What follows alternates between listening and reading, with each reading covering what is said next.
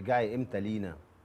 انا رجعت لكم امتى؟ الدور الباقي بقى على الادوار بقى لما تتعرض عليا. مفيش. انا موجوده وانا متاحه في السوق الفني وفي المجال الفني اه زي اي زميله. لما يتعرض عليا دور مناسب اه اكيد هبقى سعيده جدا وهقدمه لجمهوري وانا مبسوطه.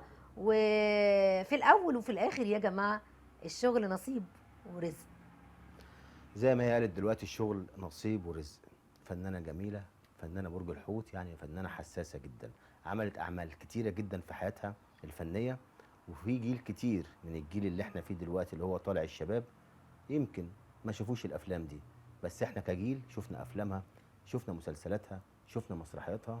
نجمه جميله، نجمه متالقه، نجمه جميله. تاني انا بشكرك معانا، حبيبي شرفتينا ميرسي. والله. وانا سعيد ان قعدت معاك النهارده. انا اللي بشكرك. وما تزعليش مني لو انا قلت اي كلمه، لا بس في الاخر انا هطلع اللي جواكي مش اكتر مش والله. زعلانه لكن بس. انا بيني وبينك انا والله يا بحبك. خالد مش زعلانه، بس انا عايزه اقول لك حاجه فعلا. في اه بعض الناس بتتصيد للفنانين ولو حرف لا ما واحد. اقدرش والله. مش انت. اه مش انت، ما بتكلمش عليك. ايوه بتكلم على بعض الناس. ايوه ويعني ما بيحسوش او ما بيشعروش او ما بيستوعبوش ان الفنان دمه ولحم، بني ادم زيه زي اي حد في الدنيا. ممكن كلمه تجرحه